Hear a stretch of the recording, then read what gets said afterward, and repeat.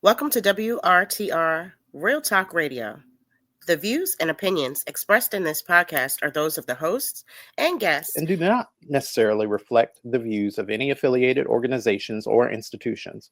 This podcast is intended for informational and entertainment purposes only and should not be considered legal, financial, or professional advice. While we strive to provide accurate and up-to-date information, we make no representations or warranties of any kind, express or implied, about the completeness, accuracy, reliability, or availability with respect to the podcast or the information, products, services, or related graphics contained in the podcast. Any reliance you place on such information is strictly at your own risk. In no event will we be liable for any loss or damage, including, without limitation, indirect or consequential loss or damage, or any loss or damage whatsoever arising from loss of data or profits arising out of or in connection with the use of this podcast. By listening to WRTR Real Talk Radio, you acknowledge that you understand this disclaimer and agree to its terms. Enjoy the show.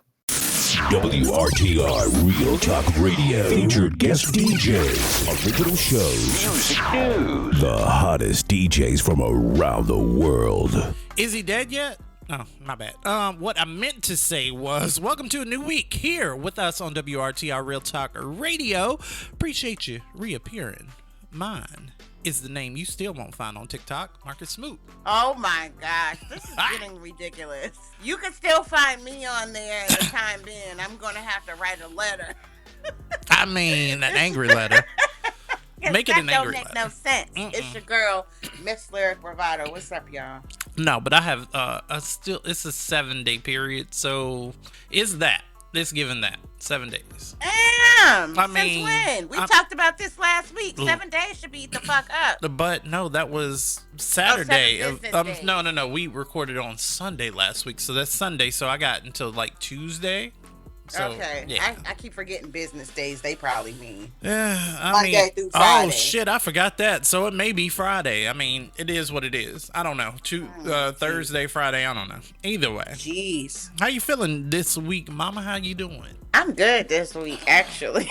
Are you now? What's going on in your world? Last week I was tired. My body was weary. I was just tired. This week I didn't got rest. I'm cooling. I am gearing up for the show tonight in Waldorf. You know, we got to travel far. Give us the away. deets. Give us the deets. So, a Level Up Band, which is the band that I sing for, hey. We will be performing tonight at the Shark Bar with Push Play. For those who do not know, that is Donnell Floyd's band. Very well-known person in the go-go community. So it's going to be interesting because there's been a little bit of controversy online in the go-go groups and chats and stuff about who the best female singer is. Wait, what has been the drama? And all of that stuff. And, you know, some people threw my name around and said, nah, she's, the girl who sings for that band is definitely not the best. Lyric is, and this, that, and the third. And, you know, it's been a little back and forth. I get you. Back and forth. Not with me, because I'm not going to say anything. No, because I don't have to. No, because at the end of the day, that's not even a beef for you to even be in. At the end of the day, you showed up to just perform the music. And that's what's going to happen, because she will be there. She will. So, we'll see what happens. Word. Ain't shit been going on in in my go world. Live or something. Will you? So people, because I might. I've been thinking about it because, Let me know and send me a personal text message because, you know, I'm on my TikTok burner account. So, you know, I definitely will. Yeah, I'll send it on my. I follow that too. So yeah, don't tell people that. Don't tell people that because then everybody's gonna follow me on that. I don't want y'all to follow me on my burner account yet until I receive the results of my actual account. I'm just saying. I know. I'll let you know. Thank you. Because I know which account you talk about. I appreciate you. All right, what's your mood given this week? Because mine, I've been hacking up people. Like, I've been chopping shins and, like, no, I'm not. You've been chopping? Chopping. Yeah, I've not been well this week. I haven't. My patience is low. My energy is low. Very short-tempered this week. I don't want to be around people. I don't. And all of the people that want to be around me, I've specifically asked them not, or I've either asked them not or purposefully avoided them. So yeah. I mean, sometimes it's like that. You know what I'm saying? And everybody's entitled to their sense of mental health, well-being, whatever you want to call it. Sometimes you have to have that isolation period. You do. With just you. You do. Till you can figure stuff out, because what people don't realize is when you're in that mode and you're in that period of time, you have to be by yourself so you don't put trauma upon other people who don't really deserve it. Not only that, but I'm bipolar AF. And yeah. Boy, shut up. Oh no, I'm bad. It's bad. It's bad. And meds are very expensive. So no, I'm not doing it. I don't want to be around you niggas. I don't want to be around performative niggas. I don't want to be around your performative spaces. I don't want any of that. I don't want it. Well, this is the age that we're in. You know what I'm saying? Everybody wants to be an influencer. Everybody wants to be 5 minutes of fame famous, I guess, if you will. So you're going to get that. You're going to get a lot of that. People putting on when they see a camera. People putting on because they are in a crowd of people. You know what I'm saying? Right. It's like you're not seeing a lot of authenticity with people and genuine, natural personality anymore. You're not. So I get it. Yeah, I appreciate that. All right. So that was the mood. Well, is that your? No, I didn't ask your. Did I ask your mood? You did, but I really didn't say. I went into some other stuff. But my mood is great. My mood is motivated, I guess you could say. I'm motivated to get a lot of stuff done. I don't know if you saw the update with the studio, but stuff is coming along quite nicely. If you put it on social media, I did not see it, but man, that is amazing. I'm so proud of you, Lyric. Like, you've really taken this bull by the horns, and I love this for you. So it is coming along. So y'all, that's what I get it. We're an all audio podcast. You won't see us at least now. I mean, Lyric may pull some shit to where she want to do some audio later. I'm sure she will. And then I need to get a green screen. Anyways, because I don't want y'all bitches in my house. Either way, I mean, how does it feel to be in that space and not have to work for anybody else right now? It feels amazing. When I tell you, that was one of my number one goals, and I've always questioned, why do I always have to find myself in these predicaments where I work so hard for other people's dreams? I work so hard for other people's companies. Right. I come in there, mentally spent every day, used at times. If they feeling like low, feeling unappreciated. Yep. And then for them to care so little about my livelihood, where they could just let me go like I haven't busted my entire ass every day. They don't give a shit. Of the week, sometimes overtime, when they know that I have other places to be, and you let me go with not a fair warning, not even a proper reason. Nope.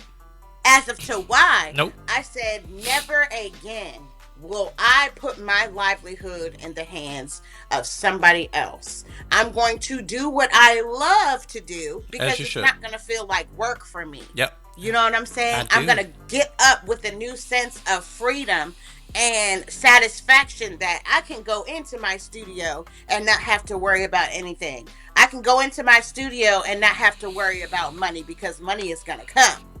I love you, bestie, and I'm so proud of you. Very happy and excited. So proud of you. I'm so proud of you. Thank you. Absolutely. I'm going to start when I grow up this week, and I'm gonna freestyle it because I don't have a whole bunch of facts that y'all need to know, and otherwise it's just this. Because at the end of the day, I've seen all of this talk about Jasmine versus James Tallarico. I'm talking about Jasmine Crockett versus James Tallarico. Sorry, my voice is a little raspy this week. I don't know what it is. Maybe I'm coming down with a bug. Otherwise, it's extra deep. But Jasmine versus James Tallarico. So, if you didn't know, James Tallarico appeared on the Stephen Colbert Show. And here was the thing. So, he went there, and CBS pulled the endorsement. Did you not know? Did you hear? No. Oh, no. CBS was like, oh, no, you can't air that interview. And then they used some FCC law as to where, like, okay, so mainstream media companies, they can't platform a particular candidate unless their opponents also have equal time. That is how FCC works. So you can't perform, like, you can't say, okay, I'm going to endorse this one candidate. I'm going to push them up versus everybody else. That's what that was. Let's be honest. Stephen Colbert Show, he's literally a talk show. He's not news. It would be like me trying to bring on somebody else that maybe is like an author or something, and then you go, oh no, well, if you pose this person as the author, then you have to give all of the same time to every different author. No, it's an independent show, and that is how shit works. Now, for context, here's what I'm talking about. You know who is not one of my guests tonight? That's Texas State Representative James Tallarico. He was supposed to be here, but we were told in no uncertain terms by our network's lawyers, who called us directly, that we could not have him on the broadcast. Then I was told in some uncertain terms that not only could I not have him on, I could not mention me not having him on. And because my network clearly doesn't want us to talk about this, let's talk about this. You've probably heard. So, you might have heard of this thing called the equal time rule, okay? It's an old FCC rule that applies only to radio and broadcast television, not cable or streaming, that says if a show has a candidate on during an election, they have to have all that candidate's opponents on as well. It's the FCC's most time-honored rule right after no nipples at the Super Bowl. There's long been an exception for this rule, an exception for news interviews and talk show interviews with politicians. Now, that's crucial. How else were voters supposed to know back in '92 that Bill Clinton sucked at saxophone? But on January 21st of this year, a letter was released by FCC chairman and smug bowling pin Brendan Carr. In this letter, Carr said he was thinking about dropping the exception for talk shows because he said some of them were motivated by partisan purposes. Well, sir, you're chairman of the FCC, so FCCU. That is how they tried to present this to Stephen Colbert with James Tallarico. That being said, no. So he got all this notoriety. He got all of this attention. And now everybody's talking about James Tallarico. But you forgot Jasmine Crockett, who has been absolutely in your faces all the time. She's a sitting member of Congress with not only that, but just a literal, like, we can go back and look at everything Jasmine Crockett has done, not taking anything away from James Tallarico, Texas, but at the end of the day, black woman, pay attention. Y'all doing this shit again. You're doing it again. And I'm not saying James Tallarico, for the record, is Democratic, but pay attention. Pay attention to what you're doing in this moment, right here and right now. Because you bitches are pulling another Kamala move where you won't vote for the black woman and would instead choose the white man. That's all I got to say about when I want to grow up. Because I want to be like her. I want to be the shake in the wave. I want to be that person that challenges the status quo. Y'all are so afraid of black women being in charge because at some point you're going to have to be held accountable for the bullshit that you perpetuate. Hello. Yeah, it is what it is. Who you got, mama? Okay, well, let's see. Who the hell is that? I mean, okay, so I want to be like a Jesse Jackson. Yeah, yes. I heard. He has gained his wings. He did. Reverend Jesse Jackson dedicated his life to fighting for equality for Black Americans with candor and courage. His gifts moved a nation, and his words continue to ring true. We must continue to excel, uplift one another, and pave the way for future generations. That is who I choose for this week on who I want to be when I grow up. I appreciate it. Because, Jesse's a good person. He really is. Yes, he was. Yeah, now was. Wow. That is so weird to say. Wow. Isn't it weird to say? It's so weird. Golly, we getting old. All right. If it were lyric, you better answer some letters or not.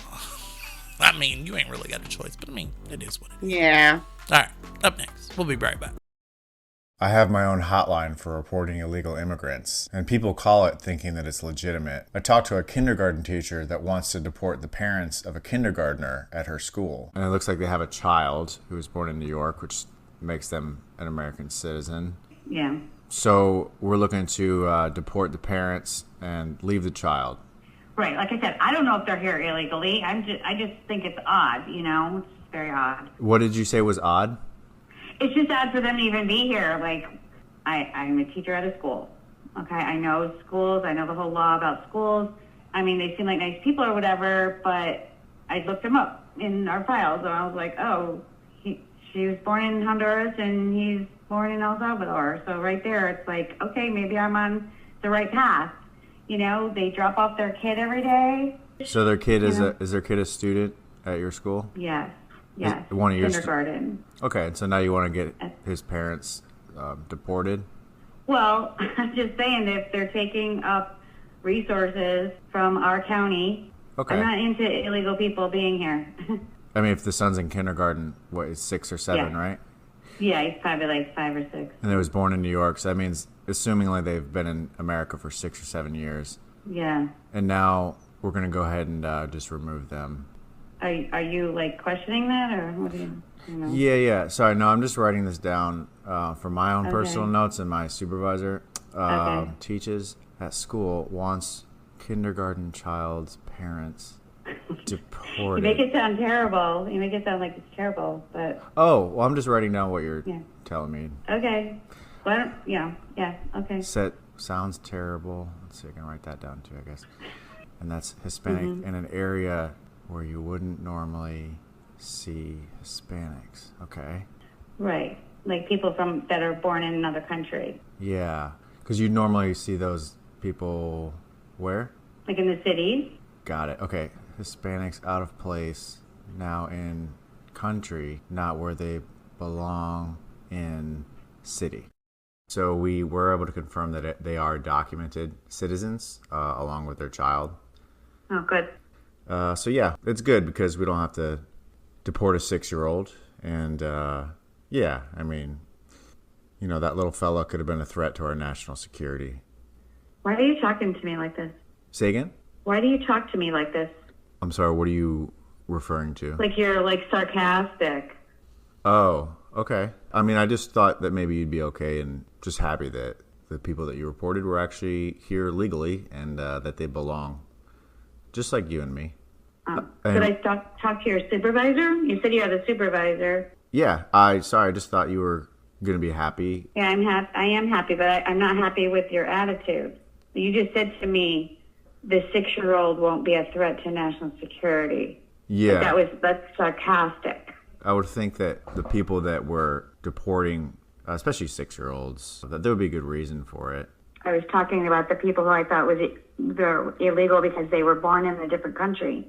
I can't help that they have a 6-year-old. That's on them. You know what we'll do? I'll get in touch with the supervisor. I send him a text. When he gets back to me, I'll see if he can follow up with you and this. And what is his name? His name is Brian. But yeah, thought you'd be happy to know that they're documented, but we'll have the follow-up. I am happy. I'm super happy. Super happy. I'm glad. That's wonderful. Well, it's good. The 6-year-old can stay in the school, and I know it's tough looking at him. And but yeah, we'll get on my supervisor. Just he can give you a call back in a little bit. My understudy here said you were having some issues with him about some out of place Hispanics. Something like that. Yeah. Okay. You sound exactly like Greg. Okay. I just didn't like his attitude. I really do apologize for that. Looks like Brian said we did confirm the document status of these individuals, and we're happy we were able to do that for you despite the sarcasm and the things that you're complaining about. Okay, yeah, I'm glad. I'm glad that they're fine folks and belong here and all that good stuff. But he was criticizing me because there was a 6-year-old boy involved. You know what I mean? But he's acting like I'm this terrible person because I'm going to deport a 6-year-old. And in fact, he goes today. He goes, because a 6-year-old would be a threat to national security. Maybe not what you should do, but definitely she would if it were lyric.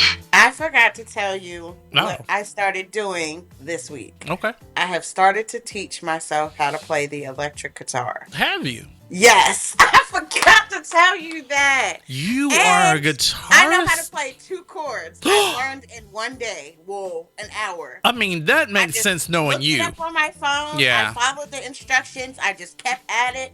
And it's so crazy because I called my husband up and I told him, hey, meet me at the studio. And he said he can hear me. He can hear me playing the joint outside. But he thought I was listening. He thought I was listening to somebody else. Music to somebody else. He said when he came in there, and I saw the look on his face. His mouth dropped, and he was like, gag, because I was sitting there really playing that shit. He was like, oh my God, that don't make no sense. You really playing that? I'm so proud of you. So that's one of the things that I said, not a New Year's resolution, but one of the goals that I wanted to set out was to try something new and learn how to play an instrument this year. So that's where we're at with that. And for us to be in February and for you to have that going on. Work, Mom. Wow. Yes. Okay. Ain't that crazy? I mean, it is. Jamming too. Especially since I'm just trying to get off the couch. But either way, it's your segment. My segment is, if it were me, keep your mind busy. Yeah. Keep busy. Yeah. That's what you got to do. That is. Especially because we're getting older. You know what I'm saying? Our motivation sometimes can go, and start dwindling. So we got to do stuff to keep our mind busy, to keep our bodies active or whatever. Absolutely. You can. All right, T. Let's get into these letters. Let's get into it. If it were lyric. What's up, y'all? This is my segment I do every week where I discuss you guys' situationships, friendships, and relationships, and everything in between, because y'all be having so much stuff going on. So much. I Incredibly love to get my 2 cents about it. If you want to continue sending me your questions and your stories for me to comment and give you advice, please send them to my Gmail at lyricbravado@gmail.com, and I will gladly talk about it. Okay, well, gladly. Well, here we sit. If it were lyric, dear lyric. Oh gosh. You all usually skip over the nice shit people say about your podcast, so I'll dive into it. That's a dig against me. I feel personally attacked. Anyway, you can call me Mac for the letter. My dad is soliciting sex workers.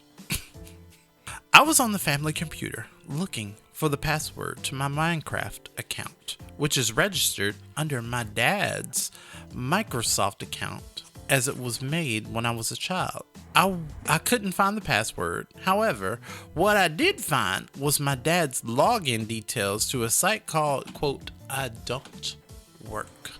Upon further investigation into the site, you can solicit cam girls, but also escorts on the site. I'm unable to tell what services my father is paying for. However, after discovering the, quote, feedback section of the account, it is obvious he has been paying for services. My father works away for most of the year as his job requires him to travel frequently. I'm unsure what to do. My parents are still together, and I'm aware that telling my mom this information will greatly upset her. My father is the main earner in the household and supports the entire family.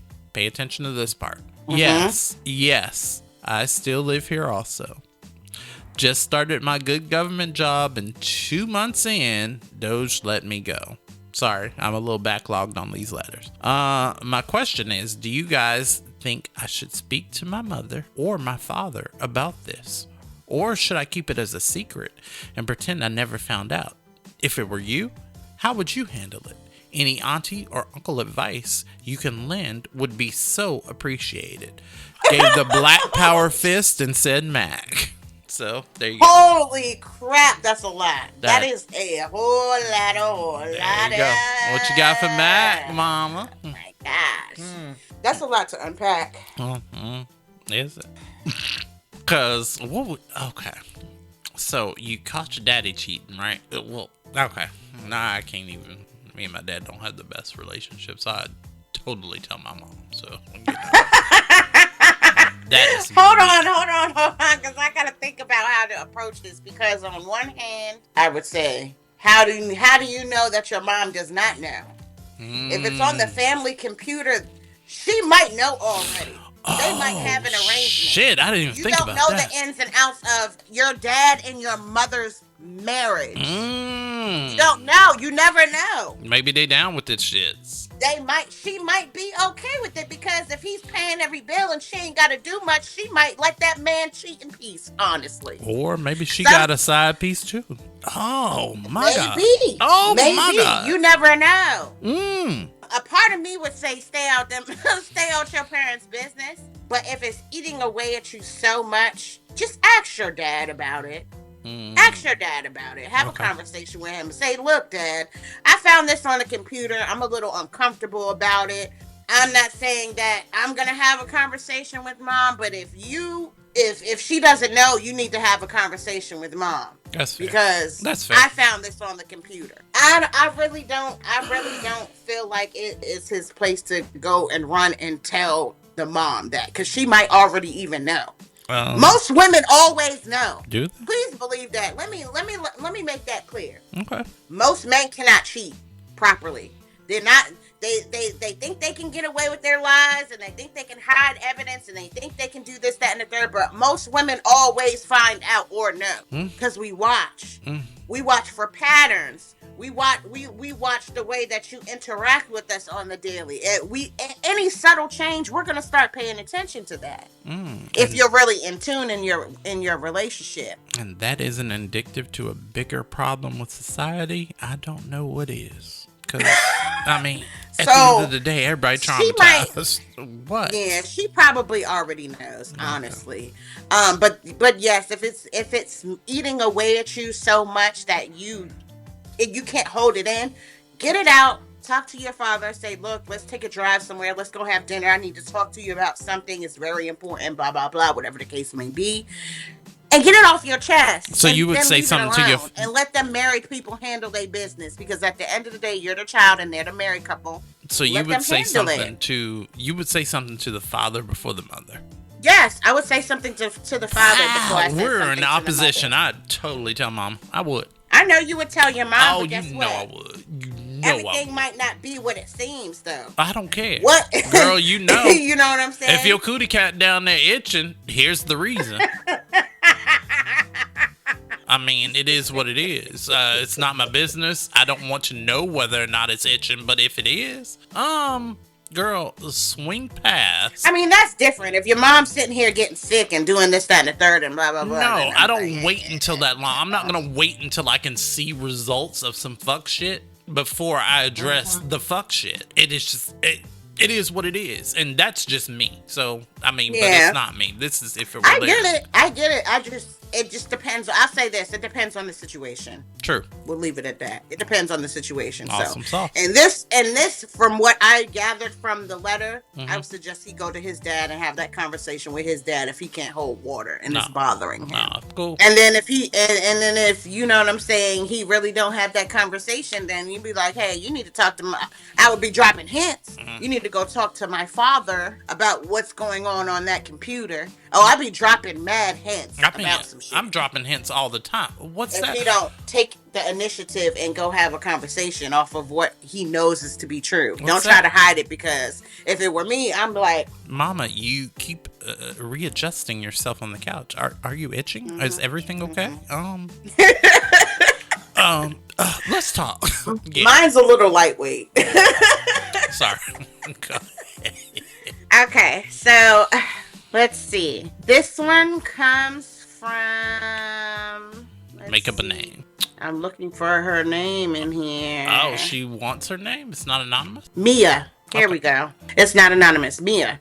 Mia writes in and says, Dear Lyric, I really need an honest outside perspective because I just feel extremely overwhelmed and confused. Okay. I've been with my boyfriend for 4 years. Mm-hmm. For a while now, he's been talking seriously about moving to Japan in a few years. Word. Not in a vague way, but very concrete, like I'm going to do this type of way. Okay. What hurts is that he basically made it clear he would go whether I come with him or not. On top of that, he has previously told me he doesn't see himself getting married because marriage would mean binding ourselves together, and he doesn't want that type of obligation. Okay. That comment has stayed with me. Lately, something else has been bothering me too. Over time, he has become more distant. We don't put much effort into the relationship we used to. He focuses on his own hobbies, gaming, studying Japanese, and other things that don't really include me.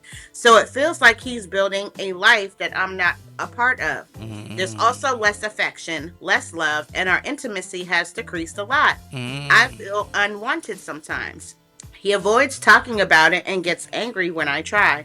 The hardest part is I still feel like he loves me. I just don't feel like he shows it anymore. Got it. I honestly don't know what to do. Is this okay? I'm scared of losing him, but I'm also scared of staying in something where I feel alone. Please help me. Mia. Okay. All right, Mia, let me be blunt with you. Yeah, you should. He's already moved on emotionally, mentally from this whole relationship. Yep. He has let you know where he is mentally and where he will be physically. Yeah. If you decide to stay in this relationship, just know that he's eventually is going to move to Japan. He's making all of the he's telling you what he's doing. He's studying the language. And he's making these plans. I think he's been moved on from this relationship, and I really don't see why you choose to stay in it. It could be many reasons. Maybe you don't want to be alone. Maybe you feel like you've invested so much time into this relationship of 4 years. It's a long time, but in reality, it's not. There is enough time, and it says that you were like only 22, I think. That girl... Go live your life. No, you're 20. He's 22. You are way too young. Way too young to be following some man around who has told you where he has placed you in his life. Yeah, but the perspective that we have now in our 40s is different than when we have in our 20s. So I get it, but at the same time, Mia, konnichiwa. Let that nigga go. Like, period. Period. Let him go to Japan, go find what he's looking for, and you stay here and you find what suits you. Yeah. What is aligned with your life and your morals and what you want out of a relationship. That's what you need to, because he's told you what he wants. He's not going to marry you. And clearly you are not in sync with that, because from what I'm gathering out of your letter, you want to be married one day, and that's normal. That's okay. But he's told you he doesn't want that. So let this relationship go and let someone find you who is worthy of you, who is aligned with what you want out of a relationship, and will treat you like the princess that you deserve. Absolutely. That is my advice. All right, y'all. So again, please send me your stories, your comments, your advice questions, whatever the case may be. And we do like the nice stuff too, so we appreciate it. It doesn't always get on because we do have to cover a lot in a short amount of time, but we do appreciate it. Send it to lyricbravado@gmail.com, and we will try our best to get through it. And until then, see you next time. Speaking of which, in the time constraint, are we trolling the timeline, or did you want to skip over that and go straight to unseasoned? let's go to unseasoned, because who cares? There's so much fuckery going on in the world. No, like, I'm really tired of is. hearing about stuff. I don't feel the need that we need to go over This everything. timeline is cycling so fast, and there's so many distractions. Like, okay, you know what? We'll skim the timeline. Is that cool? Okay, we can skim. We'll skim briefly. the timeline. All right. Up next. Be right.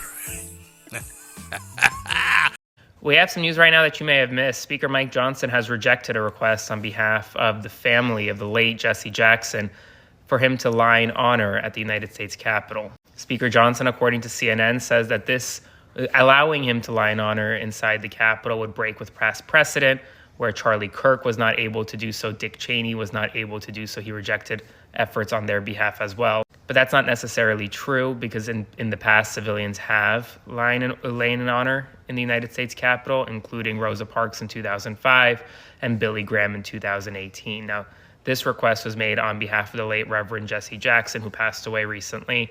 And while Speaker Johnson has declined the request, so Reverend Jackson will not lie in honor at the Capitol.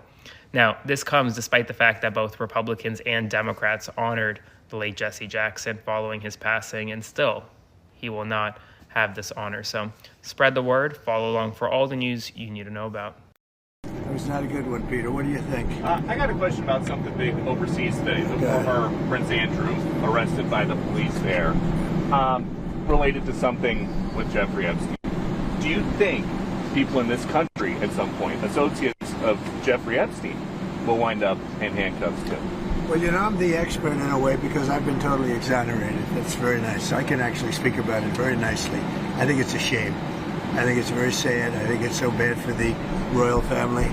It's a very, very sad. To me, it's a very sad thing. When I see that, it's a very sad thing to see it, and to see what's going on with his brother, who's obviously coming to our country very soon, and he's a fantastic man, the king. So I think it's a very sad thing. It's really interesting because nobody used to speak about Epstein when he was alive, but now they speak. But I'm the one that can talk about it because I've been totally exonerated. I did nothing. In fact, the opposite. He was against me. He was fighting me in the election, which I just found out through the last 3 million pages of documents. Yeah, please. Yeah, please. You said today on Iran, bad things will happen. Time to troll. Okay, there's a lot going on. I texted you about Trump and this whole, this was, I think it was on Thursday or Friday, he said Trump orders the release of government alien and UFO files after Obama comments. And for context, let me say, Obama appeared on, for those of you that don't already know, President Obama recently appeared on a popular podcast online. Are aliens real? They're real, but I haven't seen them, and they're not being kept in, what is it? Area 51? Area 51. There's no underground facility, unless there's this enormous conspiracy, and they hid it from the President of the United States. What was the first question you wanted answered when you became president? Where are the aliens? Where are the aliens? You know, just playfully, the same way that President Obama is. But, of course, Trump takes this and immediately goes into... President Trump says he is directing the government to release any files related to aliens and UFOs. President Trump posted on Truth Social last night saying he's doing so, quote, based on the tremendous interest shown. That announcement comes days after former President Barack Obama made some headlines for comments made on a podcast where he said he believed aliens are real. President Trump later criticized the former president for sharing what he called classified information. USA Today headline says, and Trump orders release of government alien and UFO files after Obama comments. Listen, I've learned over the years, because it's 10. It's 10. It's now 11.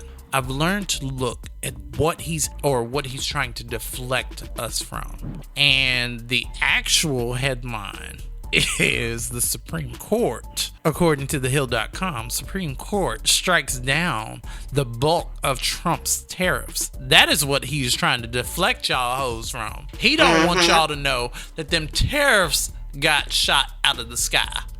And now he's been like, apparently he's on a rage tour, I don't know, rage media tour, where he's going out here and talking about these tariffs and how he can work around it and this, that, and the third. The Supreme Court's ruling on tariffs is deeply disappointing, and I'm ashamed of certain members of the court, absolutely ashamed, for not having the courage to do what's right for our country. The goddamn judiciary system said that the tariffs are taxes on people. Why the fuck do you keep trying to perpetuate this idea? I know, but do you know? Pay attention.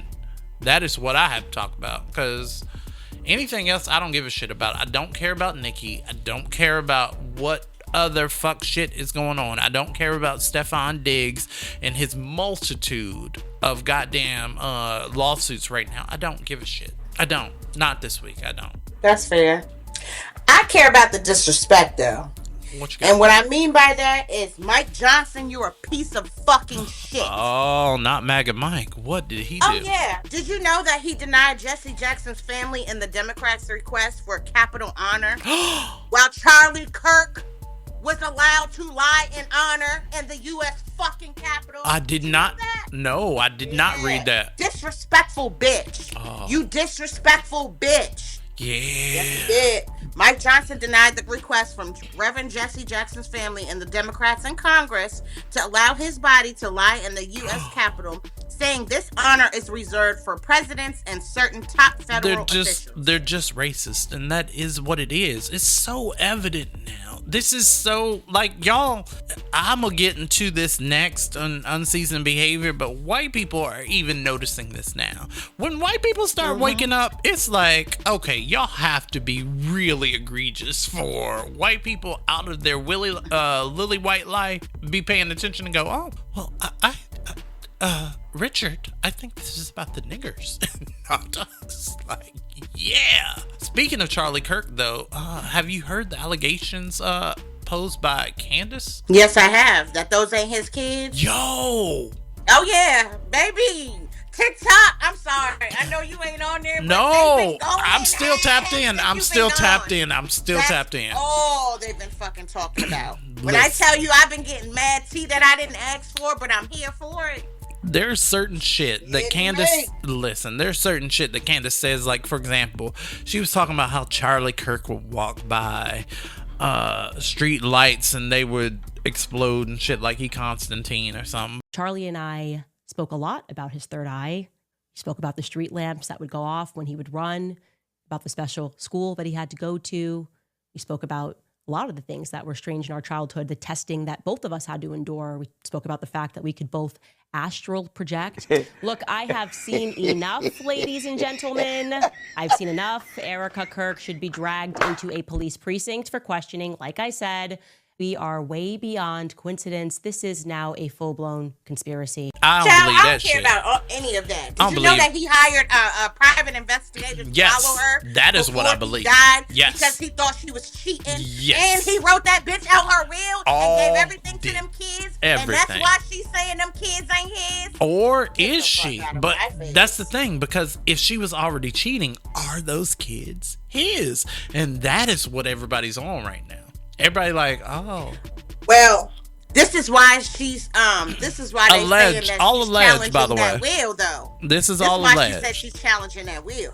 Because she wants that bread, but he left them to them kids that he thought was his. But now she's talking about those ain't even his kids. So now she's challenging the will, trying to get the fucking money. All alleged. So she don't give a fuck about how people view her. She wants that bread. That's crazy, bro. It is. It's oh my God. It's so, sit my teeth. I mean, golly, because at the end of the day, white people business ain't got nothing to do with me. I mean, it just is what it is. I'm gonna let y'all have it, but I'm gonna definitely be tapped in, and yeah. And fuck you, Mike Johnson, again. I just had to say that. All that. Unseasoned behavior. Up next. I have said this before, Chad. I don't believe in pedophiles. Those people are terrible. They're creeps. Okay. Whatever they did to those victims and kids, they need to all go to jail or rot in hell. Except Donald Trump. Donald Trump never was on the island. There are accusations. Never was on the island doesn't matter. the tips. You understand Jeffrey Epstein wasn't just doing this at his island. It was an everyday occurrence, part of his life, no matter where he was, whatever party he was throwing, it was all a part of it. There's allegations from a 16-year-old girl in a diary that she wrote, which I assume you wouldn't take that as real either, that Mar-a-Lago was kind of like the ground zero for where Epstein would come to get girls from Donald Trump, that he would sell them to him. You saw that check that Donald Trump or Epstein presented Donald Trump, or vice versa, $20,000 for a fully depreciated woman. You saw that picture. I showed that to you on our show.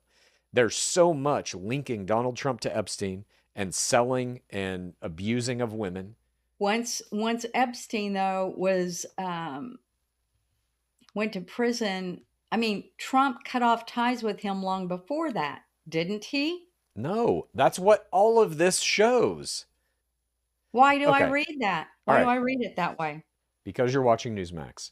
Now, I'm going to show you a video of Donald Trump and Caitlin Collins from CNN. This happened just yesterday, I think, or maybe the day before. Okay. You want an investigation into all of this, right? If people are in the Epstein files and are cut away, investigate them. Donald Trump does not want that. Here is what he had to say. On the Epstein files, you talked about Democrats who were in there. Elon Musk was also in there, and so was your Commerce Secretary Howard Lutnick, and correspondence that he had with him. Did you read those new files that were published by the Department of Justice? I didn't. I have a lot of things I'm doing, a lot of things I'm doing. I don't know. You mentioned two names. I'm sure they're fine.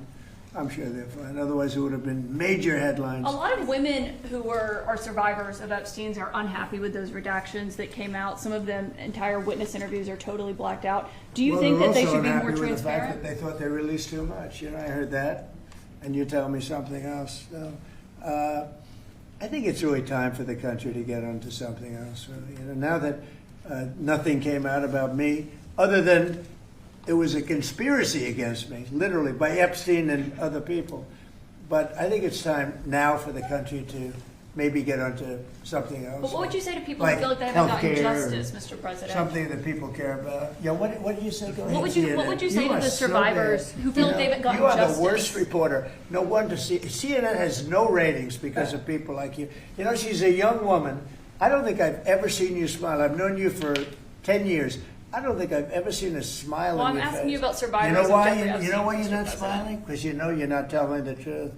And you're a very dishonest organization, and they should be ashamed of you. These are survivors of a sexual abuser.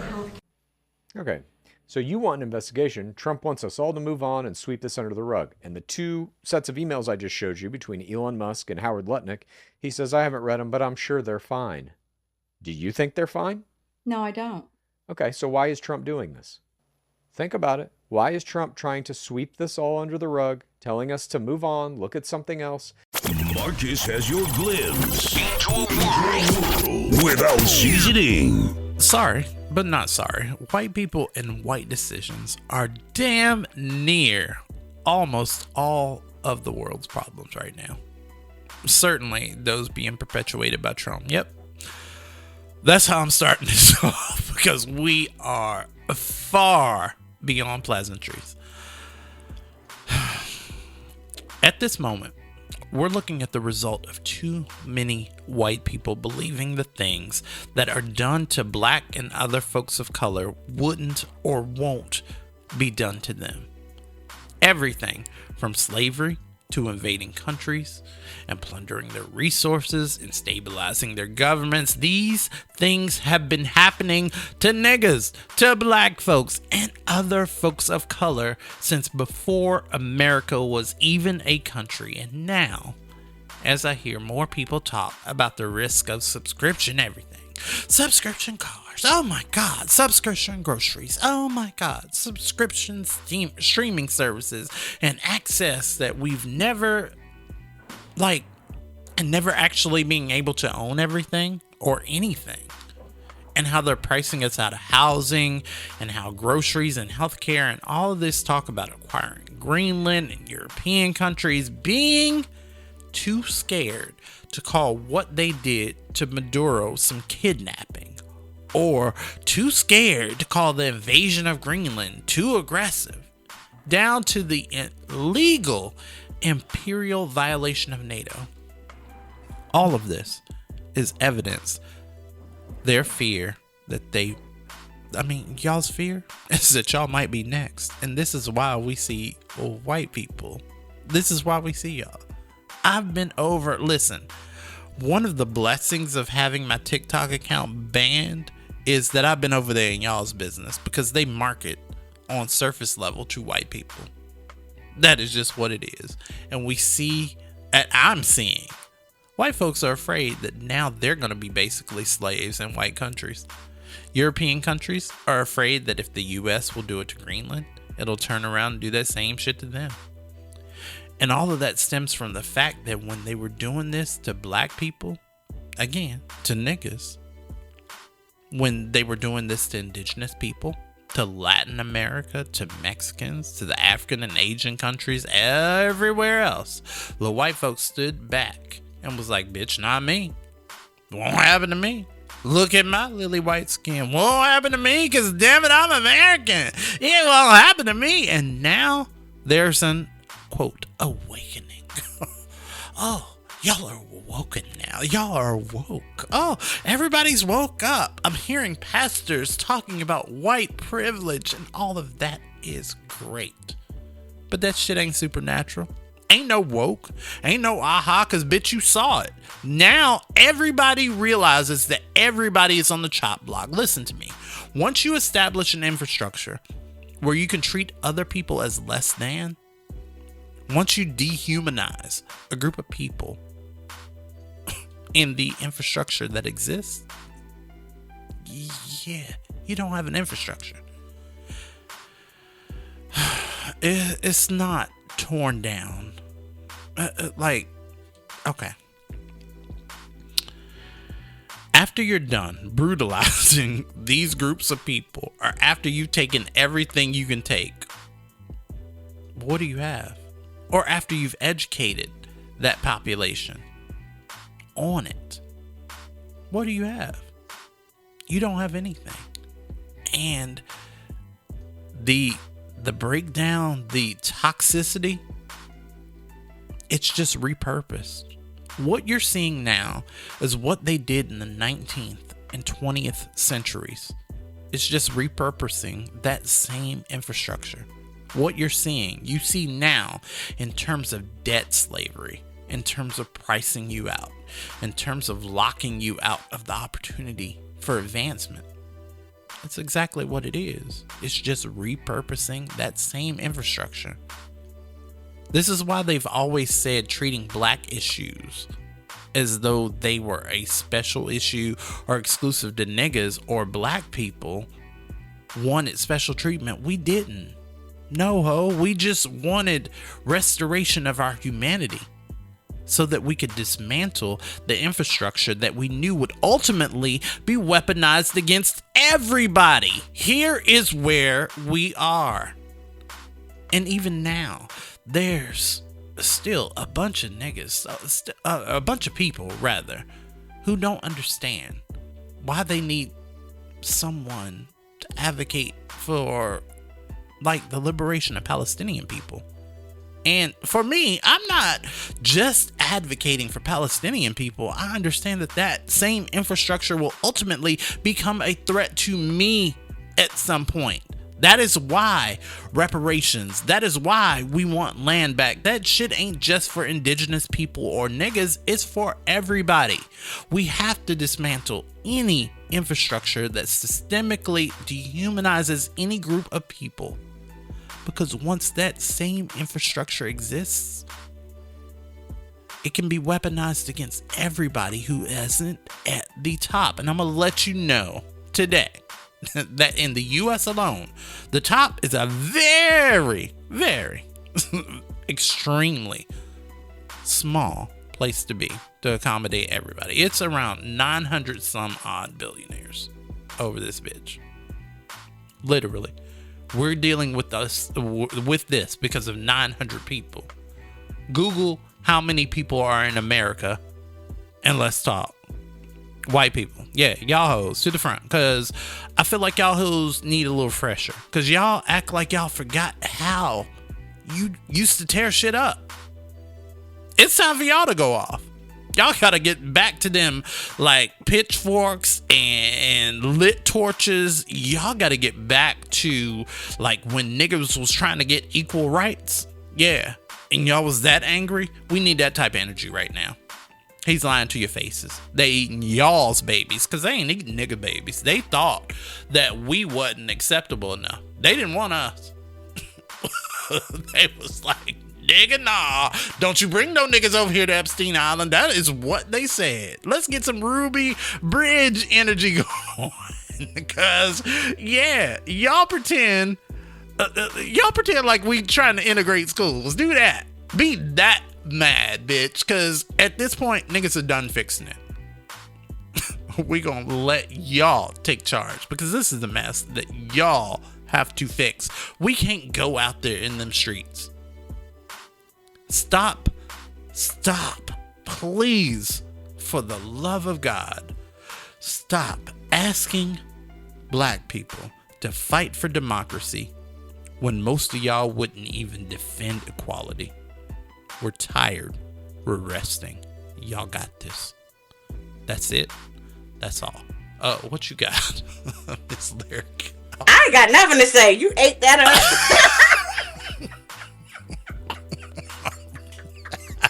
up. Wi-Fi up next. Jeez. So I'm getting asked a lot lately, what was the final straw? What made me stop supporting Trump? And the truth is, it wasn't one thing. It was a slow, uncomfortable process of watching reality diverge from what he promised us and deciding whether I was going to follow the truth or protect my identity. In 2016, I was a lifelong Republican. I voted red my entire adult life.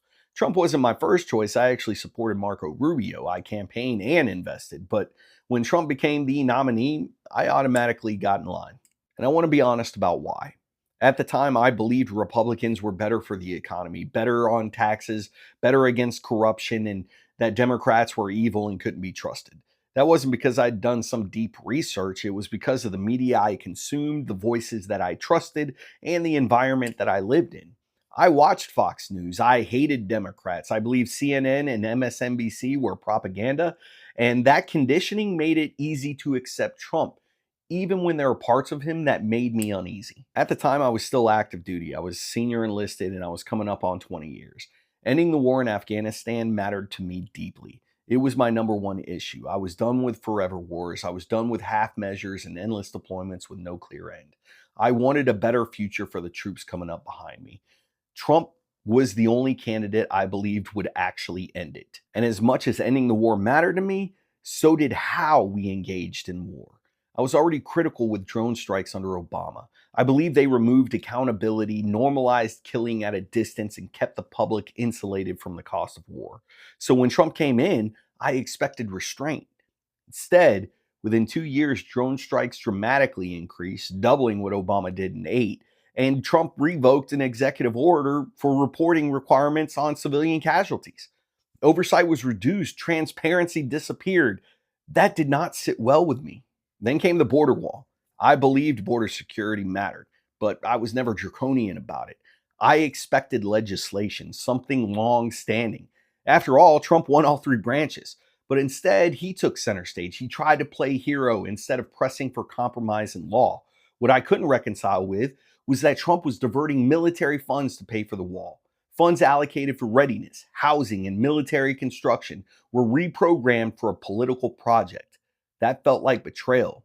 You don't claim to support the military while pulling resources from them to score political points. That's not strength, it was optics. And around that same time, his pattern toward veterans became impossible to ignore, calling fallen service members suckers and losers, repeatedly disparaging John McCain for being captured, mocking sacrifice, mocking service. That mattered to me just as much, because respect for service isn't about hero worship, it's about honoring the cost. And I watched a man demand loyalty, show none in return. And still, I somehow stayed longer than I should have. But the moment I truly stepped back was his first impeachment. when Trump pressured Zelensky and sought dirt on a political opponent. That was the final straw. Ever since I was a little kid, I had massive respect and admiration for the office of the presidency. The office is not a personal weapon. Using it for personal political gain was disheartening and maddening. What really snapped me out of it wasn't just Trump's actions. It was watching right-wing media completely downplay it, watching them make excuses, watching them align themselves with Trump personally instead of the integrity of the presidency itself. That was the moment I realized something deeper was wrong. Because if the presidency can be compromised and the media that claims to defend the Constitution rushes to protect the man instead of the office, then truth is no longer the priority. Loyalty is. That realization forced me to step back, and once I did, I couldn't stop seeing it. After the impeachment, what followed only reinforced my decision to step back. The Doha deal stripped away leverage in a way that set off every alarm I had. Trump negotiated directly with the Taliban, excluded the Afghan government, and agreed to release 5,000 Taliban prisoners. In return, we were promised conditions and security guarantees. Those conditions were violated almost immediately. 4 of the 5 mandated elements were broken, and there were no meaningful consequences. The reason this torqued me is because I had been critical of this exact behavior before. I was furious years earlier when Obama publicly discussed troop reductions and timelines. From an operational standpoint, that kind of signaling gives an enemy time to wait you out. It hands them information they can exploit. I didn't excuse it then, and I wasn't willing to excuse it now. Ending a war responsibly is not the same thing as announcing your exit and hoping for the best. And again, I watched right-wing media ignore it, downplay it, and make excuses for behavior they were condemning Obama for years earlier. That's when the pattern became undeniable. The standard wasn't principle, it was loyalty. Then he fucked up the COVID response. There's no way to sugarcoat that. He downplayed deadly viruses, undermined experts, and politicized basic public health. And then I watched him ask about using the military against protesters. I watched him flirt with authoritarian responses to civil unrest then. I watched chaos when leadership was required. Then came January 6th. By that point, I already knew something was deeply wrong. The lies were clear, the patterns were clear, and the excuses were familiar. But January 6th was the moment that changed who I am. Because that day stripped away every remaining illusion. It showed what happens when lies are protected long enough, when accountability is delayed long enough, when people are taught that loyalty matters more than truth. It showed the end result of excusing behavior, minimizing corruption, and normalizing the abuse of power. January 6th wasn't a protest. It was a predictable outcome of years of conditioning people to reject reality in favor of identity. And what shook me the most wasn't only the violence, it was watching people who claim to love the Constitution rationalize its violation. Watching people who claim to support law and order excuse the attack on the very process that gives this country legitimacy. And watching people who claim to call themselves patriots turn their backs on the most basic democratic principle of all, the peaceful transfer of power. That's when silence stopped being an option for me, because I knew exactly how people got there.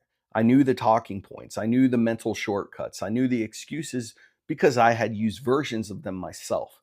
And I knew that if people like me didn't speak up, if we didn't name the hypocrisy and double standards honestly, the lie would keep spreading unchecked.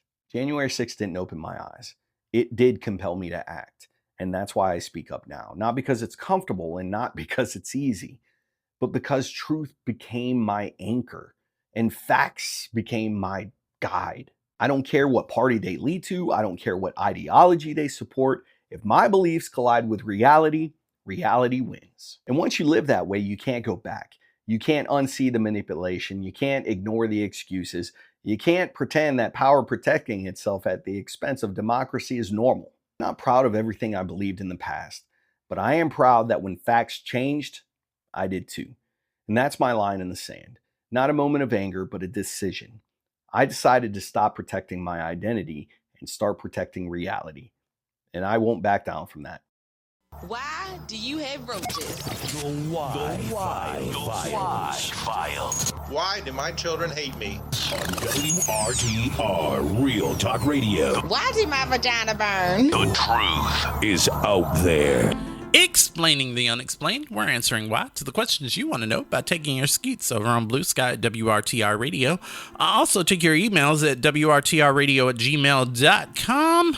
And, of course, you can send it to me directly, like I've been doing at Blue Sky at Marcus Smoot. And I appreciate that. And this is the Y-Files. The truth is out there. I don't know if this is the same Nia from your letter earlier, but Nia says she's from South Carolina, but now lives in Tennessee. Said she came across the podcast by accident, but has been turned...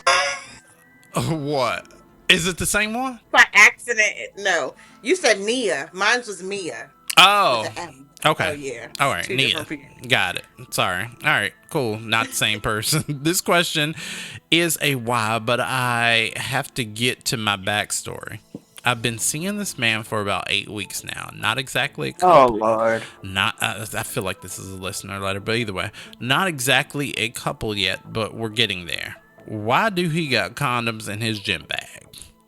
He came over one evening after the gym, took a shower, and fell asleep before I did. I'm a night owl and could literally smell his sweaty ass gym clothes, so I was trying to do the good girlfriend thing and wash his shit and stick it in a book, stick it back in his bag as a kind gesture. But when I reached in, I noticed he had condoms at the bottom of it. Why would they be there? If you're going to the gym, you're going to the gym. Should I be worried he's hooking up with people when he says he's at the gym? I've heard horror stories about men hooking up with men in the bathroom. Should I be worried? Why else could he have condoms in the bag? Thanks, Nia. This sounds young, but go ahead. This first of all, this is not my section, so I ain't answering shit. Okay, well. You got it. All right, well, girl, he cheating on you. He's fucking people. You're not exclusive. I mean, cause what do you want me to say? He has condoms because he's fucking. What? I mean, I don't keep condoms on my person unless I'm fucking. So, what else do you want me to say, Nia? Well, like, what? Are you okay? Cause, girl, you said 8 weeks. Here we sit now. Probably 9 weeks because, this show typically comes out at the end of the week. So, yeah, here we sit. And there you sat. And are you itching? I mean, you need to be in that same conversation with old boy's mama. Because, I mean, she might not be. At least he got the notion to wrap it up. I'm proud of that fact. He ain't trying to bring home no shit. Listen, I'm good at that. I'm good at the responsible part. Like, I'm always good at responsible sex. So at least he ain't out here grimy. But at the end of the day, girl, he's still fucking. What do you want us to say? Yo, I gotta stop. Why? Because truth hurts. But it's out there. The fuck? All right, your turn. I don't have it this week. I'm sorry, y'all. I don't. Oh my gosh. Y'all please excuse Marcus's extra bluntness. I don't have it this week. I'm so spent. Oh my gosh. But I mean, what he said is true though. I will have to say I agree. Girl, he fucking. Because he's fucking in your gym bag. Come on, bro. Like, yeah, and you sitting here and you like, oh, well, should I be extra worried that he's fucking men? No, girl. Just be aware that he ain't just fucking you. If you still want to deal with his ass, wrap that shit up. Take that dick, keep it going. If not, cut that shit off and keep that shit moving. Why are you writing us? This is stupid. Stop this. Period. My why comes from me. All right. And y'all already know what I'm going to say. Why Mike Johnson playing with us about motherfucking Jackie Jackson? Stop fucking playing. No, Mike Johnson has a track record. If anybody in the GOP has a track record of being a bigger... There ain't nobody with a track record of being a bigger fuckboy than Mike Johnson. But you know what? What goes around comes around, and I truly, truly, truly believe what you put out there will definitely come back. It might not be the timing that we want, but baby, it's gonna hit. Because I said the same thing. Why? George Zimmerman, my old classmate. Wait, hold on, homeless. Stop. Hold on, stop, pause. You said your old classmate. You've never told you that. I told you that.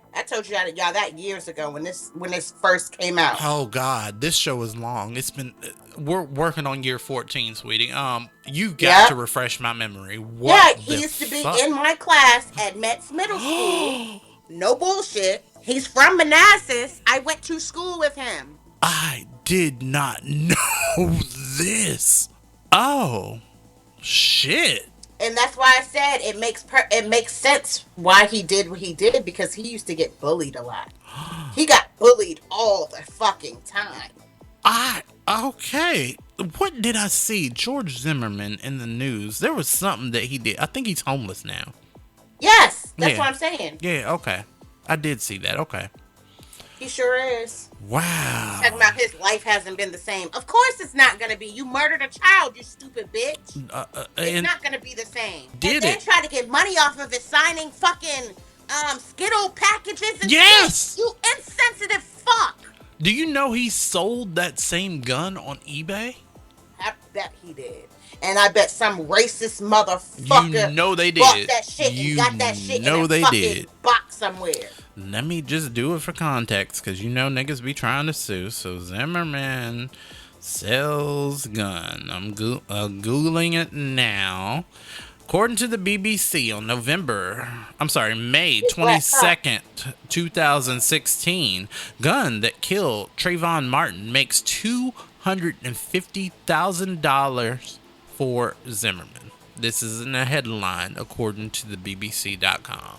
So, yeah, don't sue me for defamation, bitch. Nah, it's right there. This is according to BBC. Fuck him. All of that. So either way. And I just want to, I have a question to all these YNs across the country. All the YNs across the country. Y'all already know what my Y is going to say. I can't really say, but why? If you black, you already know what I'm thinking right now. Why? I'm just saying why? We're not. No, we're sitting back. We are relaxing. We are letting white people work this shit out because we don't want to go back. That's the thing. We don't want to go back into these same bullshit. Like, everybody talks about saving democracy, which I believe in. I believe in saving the fact that everybody has a voice in how things should be, and that the bulk and the majority should rule. I believe in that. However, what I don't believe is in this other shit. Us letting these billionaires, 900, it's less than 1,000 people that are sitting here making the rest of our lives miserable. They're taking our tax dollars. They're taking our livelihood. They're taking our rights. I can't even go on TikTok and say Trump is dumb without having my goddamn account, revoked or suspended or whatever. It's shit like that they're doing. And that, by the way, is not why my account got banned. But they're doing, that's not why. But they're doing this because they can. Because we let them. Why? Why are we letting them? And that is my why for this week. As we wrap up this week's Why Files. Always answering why for you on the socials. Up next, news to make you nauseous. Mind you, bitch. Everything that's happening to America with 3Ks right now, I'm ecstatic about, bitch. America was built on the backs of black people, bitch, on racism. You thrive off it, bitch. I'm excited it's being tore down to the studs, bitch. I salivate just thinking about it. White people deserve everything that's happening right now, bitch, because y'all so nonchalant. That's y'all white privilege. If it ain't motherfucking affecting you, your eyes is closed to it, bitch. You now open it up your resources to help, bitch. Quite literally, y'all love racism. Y'all love it. Even the ones who are liberal whites, y'all love it, bitch. And I can tell that y'all love it because y'all do nothing about it, bitch. Y'all just use y'all boca to do a lot of this to perform, but y'all never motherfucker actually do anything to combat racism, bitch. You just want to be seen as somebody who's against it, but behind closed doors, bitch, you love it because you benefit from it. Now, today in my video, I said that Speaker Johnson was not going to honor Reverend Jesse Jackson and have him laid and honored at the Capitol. But that slinky, sloppy cracker had the audacity to honor a motherfucking podcaster, a racist podcaster, Kirky, lowering the motherfucking flags half-staff, so motherfucking disrespectful. But this is America with 3 Ks, so that's expected. Then you had that motherfucking, what's his name, Melissa Hortman, her husband, and her fucking dog that was unalived. And she was in Congress. Disrespected her. Didn't lower the flags half-staff. I don't even think they lowered the flag half-staff for John McCain, and he was a prisoner of war and a Republican.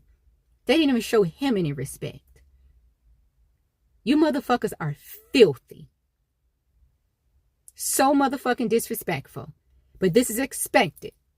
Because y'all are so motherfucking full of hate and racism. But your time is coming to an end. I just said I have to get on here because the way you just disrespected Reverend Jackson like that. Okay. Everything that's happened to America with 3 Ks is supposed to happen. I'll continue to tear this motherfucking blind. Listen, that's why I don't give a fuck about the fat bastard in charge pulling off the greatest motherfucking heist in American history. Bitch, I hope he robbed you motherfuckers blind. I don't even give a fuck if I'm an innocent bystander and I gotta go through this shit too, bitch. Y'all invited me to the table. You forced me to eat this shit and I want to eat it, but I'm gonna watch you suffer. Racist bitches. And now, say what? News to make you nauseous on WRTR Real Talk Radio. Let's go. These are You some of always the have something. I might, but these are some of the stories you might not read about in the New York Times, the Washington Post, or the Wall Street Journal. It's news to make you nauseous. What you got, Miss Lyric? Oh, I have a follow-up. Okay. I'll do this one. All right. Say what? This is an update. Say what? Oh, Because it doesn't say where these people were from, and I can't remember. I want to say it was Florida, but of course, because everything always pops off of Florida, y'all know. No, it does. How that go. I hate it. All right, y'all remember that couple that adopted those 5 black kids to use as slaves? I do remember that story. They were sentenced. Oh, they finally got a sentence? They sure do. All right. Gene Whitefeather, 63, was sentenced to up to 215 years. Donald Lance, 62, was sentenced to up to 160 years I love for that. enslaving their 5 adopted black children for years. They received a combined 375 years in prison. Damn. Period. You're not ever coming. Like, you're not. Because what the fuck? Y'all remember I could barely get through that story because I wanted to fight. They had them children living in a shed in the back of their fucking house with no running water, sleeping on the floor with fucking blanket, nothing else to cushion them. They had them waking up at the crack of dawn, making them feed them breakfast and do all of this shit. Y'all deserve every fucking year that they gave you. Every last one. Guess what? There's a lot of people who don't fuck with that shit with crimes against children. That would be me. You might find yourself in the fucking dirt by year 2. I'm just saying. I mean, it just is what it is. And okay, so speaking of which, say what Epstein files. Say what? Oh my God. There have been allegations. Listen, I still don't want y'all to come to me or come to us here on this platform for your Epstein files knowledge. Again, I will say, if you don't take it from accredited journalists, make sure that you read it yourself on the actual government website. But what I will say of what I've read, disgusting. Eating people. You eating folks. You eating actual folks. Y'all are not well. I'm tired of being, I guess, politically correct sometimes when I speak about these things because I realize that everybody has a struggle and I realize that everybody has a pathway. And depending on the circumstances, none of us are, listen, first to start, none of us asked to be here, at least not to our knowledge. We don't ask to be here. So we're born into this body, into this person that you immediately are chemically bound to, these people that are then charged to take care of you. Depending on whatever trauma and fuck shit that they had of their own circumstances, depends on how well or how apt they are to, actually take care of you. And I think for a large part of us, we were raised by people that did not have the skill set, either passed down or acquired, to be able to raise people. So we have this huge body of people. We're more like America, the world right now is more populated now than it's ever been. It's all these different people walking around with all these different life experiences and otherwise. But then you have a very small group of people that are using that same amount of wealth and same amount of power to do the most heinous things to the most vulnerable of us all. Go read those files. I swear, it's horrible to hear, but you have to hear it. I think billionaire, again, maybe I said it on this program, but I think it should be classified as a disease. Do you agree? Absolutely. Anyways, if you want these and more nauseating news stories, make sure you follow us over on this. Did I finish my thought? I think I did, but either way, you can follow. You did. Okay, Blue Sky, MarcusSmoot. I ain't on TikTok right now, at least, but yeah, old girl is over at. Oh man, he's on there privately. I am. I'm hidden. I'm hidden. I'm in the But shadows. I'm on there at Live Bravado, also on Instagram and Facebook. But don't be on my Facebook. That's mostly for family and people who actually know me in real life. So. Oh, speaking of Facebook, did you see Mark Zuckerberg? No. Oh, okay, so he's on trial right now. Yeah, a lot of parents. For what? Parents and stuff have been suing. They sued his ass, girl. They said that. Meta CEO Mark Zuckerberg took the stand in a Los Angeles federal court today to defend his company and its platform Instagram against allegations it was deliberately designed to be addictive to children and teens. It's the first time he's testified about child safety in front of a jury. The trial focuses on a now 20-year-old woman known by her initials KGM, who says she became addicted to social media as a young girl and that excessive use exacerbated her depression, anxiety, and suicidal thoughts. The Facebook and the algorithms with both, all the meta platforms, that would be Instagram, that would be Facebook, that would be Threads, like they're addictive. And as a result, you see the article? You looked it up? No, I was going to say something else. Go.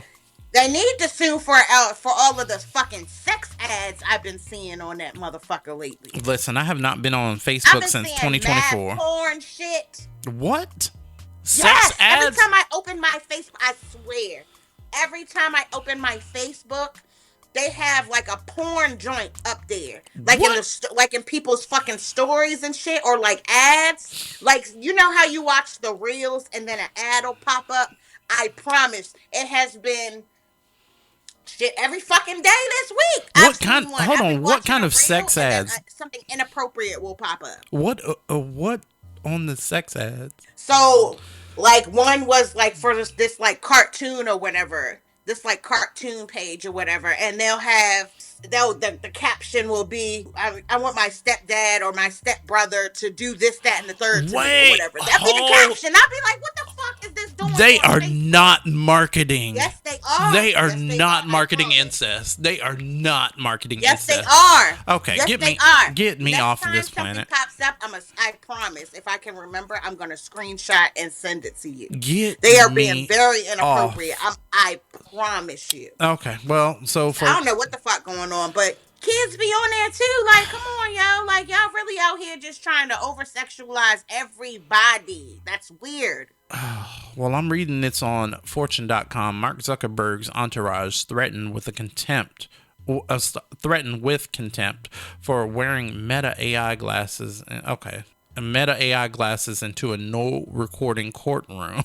Oh shit, that ain't even what I googled, but apparently these bitches are even trying to stream Zuckerberg's goddamn trial. Oh my god. I was looking up Mark Zuckerberg court trial, and yeah, So that is what they are suing for. Because parents are mad because children are, it's apparently a very addictive algorithm, and they knew that it was already addictive, and yeah, so people are pissed, and they are looking for compensation, as they should, because, Mark got it. All right, what are we talking about on Real Talk next?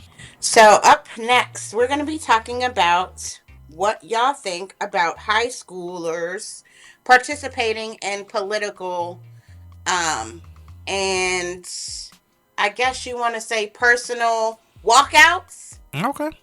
And protests. Okay. I love this conversation. Let's talk about it up next. We'll be right back. Watch this MAGA fan rage and completely abandon Donald Trump over his tariffs being deemed unconstitutional by the Supreme Court. The Supreme Court has ruled that Trump's tariffs are unconstitutional. Golden Age update, guys. We've got nothing. We might have to pay back $150 billion to other countries and nations and businesses. Meanwhile, the American people have been screwed this entire time as prices have went up on the tariffs, and now it's been ruled unconstitutional. Well, we may be having to pay it back. This administration's a joke. It's over. This administration is an absolute travesty. We've got nothing. No mass deportations. We've got no actual release of the Epstein files. So many more to go. We have no tariffs. They're unconstitutional now. So everything you voted for is a complete lie. Man, I love when I come across videos like this. MAGA fans finally realizing the truth, that Donald Trump is a complete fraud, a total failure, and he's backtracking on all of the promises he made to them. I gotta be honest, I don't know why this thing in particular is the one that pushed him over the edge as opposed to Donald Trump's many other scandals or failures, but he's not happy. Trump's term has been a complete disaster, his fans are even admitting it, and I expect to see more videos like this as his term goes on.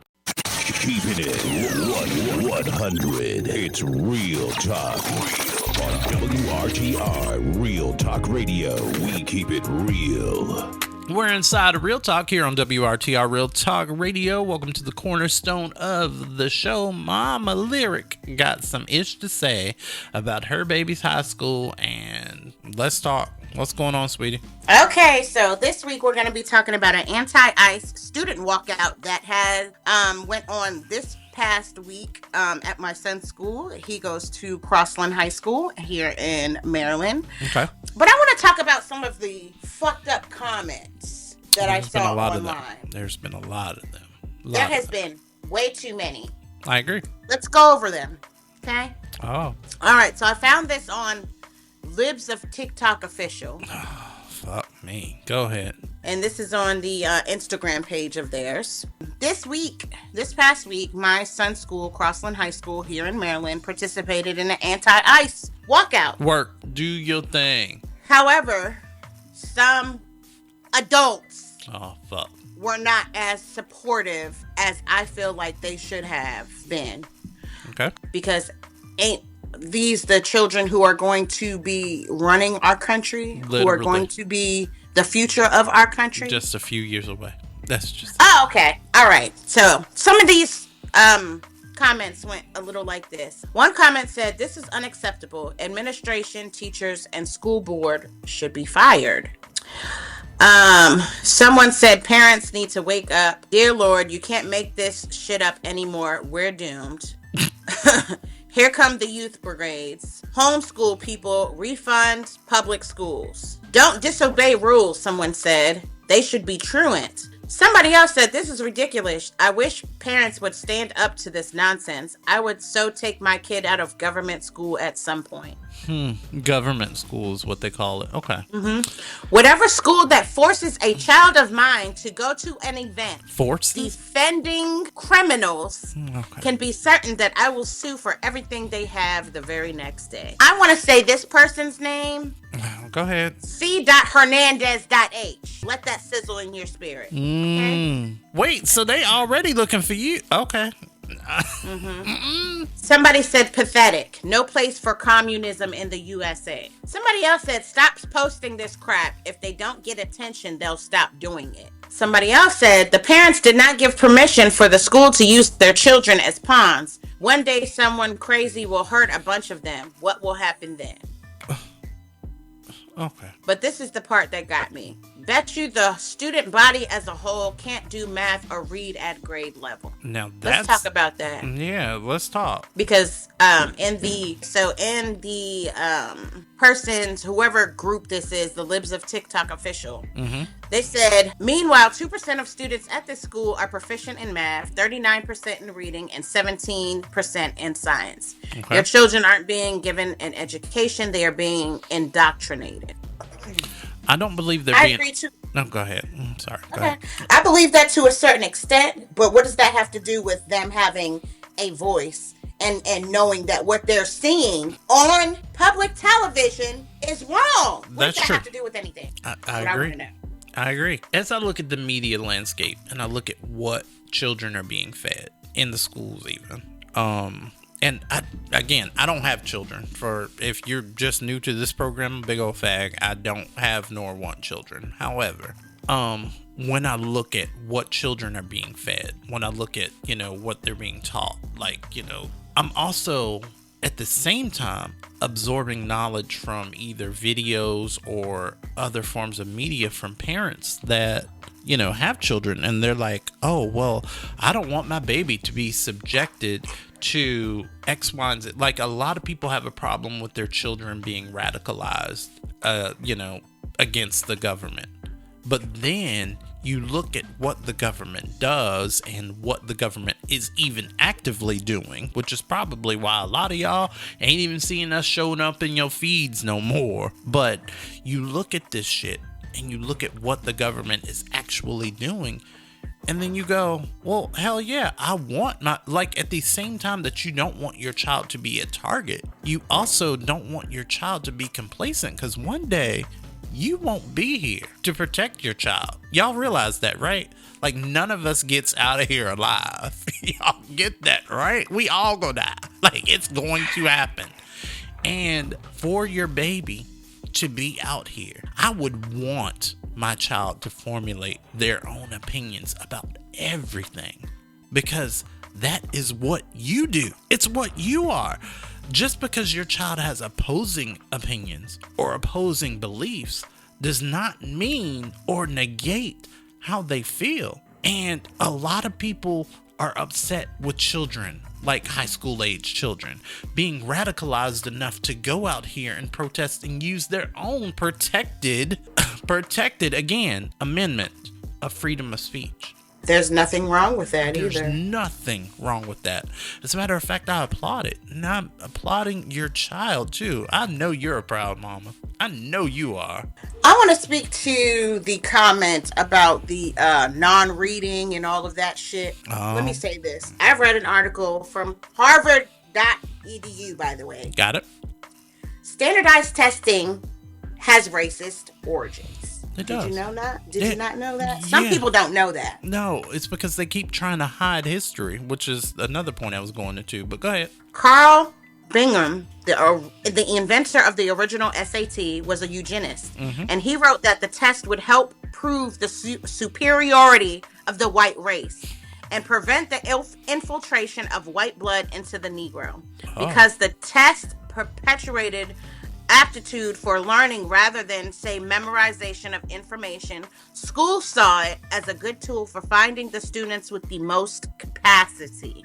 So I just find it very interesting that is always the go-to. You basing something off a test. Guess what? I didn't test well, but guess who still managed to graduate with a 4.0 average? You. Oh, okay. So testing isn't everything. And I hate that you think that just because they wanted to use their voice, because they're seeing it, they're present in all of what's going on. And I love this generation because they just have this no nonsense, dare I say, Malcolm X attitude by any means necessary. We ain't fucking having it. We're not doing it. Going for certain We're shit. not doing this. They're not. They're this not. This generation is loud and proud, and they are going to have their opinions, and they're going to say what they're going to say, and they're going to stand on fucking business. Yep. And I fucking love it. Yep. I love the conversations that my children have amongst each other. We're all in a group chat together, and sometimes I don't say anything. I won't even respond because I just find it interesting how mature that their conversations are now at this stage of their life. Knowing that when I was coming up and I was their age, I wasn't even having most of the conversations that they were having. I wonder if my mom ever feels that way about my sister and I, but I feel you. It's very interesting, and I don't think that should be something where they're looking at it negatively. It should be celebrated. These children see everything that's going on. It's not a thing where you got to stay in a child's place, because they have enough knowledge to know that what's happening now could affect them later. So they want to use their voice to speak on these issues now. And that should be applauded instead of all of these nasty comments. And it's so funny that y'all not talking about the student that goes there. He's a senior, and he is in the student senate. Oh wow. Group from there. Okay. Yes. His name is, give me one quick second, Omari Barnes. Okay. He is a Crossland High School senior who has already made powerful impact through leadership, service, and advocacy. Serving on a student member of the American State Board of Education and representing the state in prestigious U.S. Senate Youth Program. He's proving that young voices matter. And he started this at 14 years old. Okay. 14. You are who I want to be. These kids enough credit. It does not matter the age. That doesn't. It really does not. Because these kids are a different level. And I believe in them. I really do. Because I've seen so many. Have you seen? Oh, wait. Okay. Sorry to derail. But did you see that one video of, I don't know where it was, but it was students outside protesting, and then the white man in the truck was so triggered that not only did he get out to then assault one of the teenagers, but then he ran that bitch over. Did you see that shit? I heard about it. I did not watch it because, like I said, I have to monitor, because you know me. That mama bear come out like at the end of the day, you don't fucking do shit like that. You don't. It's so weird. Oh my God. I was so thrown by that. But I love the fact that teenagers, that people in general are out there saying the things. Because our generation, listen, we spoke out. We spoke out, but away from our parents, because we had that whole boomer ass respectability politics bullshit that, you know, boomers hold near to and won't let them see, you know, it won't allow them to see their flaws in their own parenting. So just for that, we kept a lot of shit down, but I will say our generation raised this new generation to not take no fuck shit. Yeah. Don't take no shit. Don't take none of it. So shout outs to your son and his high school. Yeah, it's just so funny. Y'all pick and choose what y'all want to talk about. Right. As usual. It's no surprise, because they do it all the time. Cherry pick. Yeah, like just because that's what the stats say does not mean that that's what it is. Nope. Because there has been a lot of successful people that have graduated from his high school and have gone on to do wonderful things. So miss me with that bullshit. I'm proud of my kid. He also participated in it. And I'm proud that the school took a stance. Like, look, we're going to do this. We're going to stand up for what is right. Yep. We don't care about what y'all talking about. This means more to us than y'all opinion. And y'all stood on business, and I'm proud of each and every student that decided to participate in this protest, because your voice deserves to be heard just as well as these raggedy ass adults that are half-ass leading this country. Not even half-ass. It's not even the half of the ass. It ain't even a whole booty chick, sweetie. Nice. I mean, don't. You go ahead and read them for them, because I know what you finna say. I'm not. I'm actually going to wrap up this week's WRTR Real Talk Radio. Because y'all can find us on the web at WRTRradio.transistor.fm. You can follow us on all of the major streaming platforms, services, and your favorite broadcasting or, you know, podcast app. So, but I'm also at MARCUSSMOOT. That is on, well, now exclusively Blue Sky, because they kicked me off. They done kicked my two real ass off of everything. But that's temporary because I feel like they're going to give it to you back. Listen, it's going to be okay. But you can find me in the meantime on TikTok and Instagram and Facebook at Lyric Bravado. Until Mark getting locked up. Then you ain't going to be able to find her black ass there either. It just is what it is, and we'll holler at y'all next time right here on WRTR Real Talk Radio. Bye. Bye. WRTR Real Talk Radio. This week's show featured work from TikTok creators Colbert Late Show, Palmer Trolls, Aaron Parnas 1, SBS News _AU, NBC News, Daily Mail, KJAF TikTok, Erosifer 564, The Liberty Pirate, QC's Finest 7577, PBS News, and Harry J. Sisson, using our platform to always amplify your voices.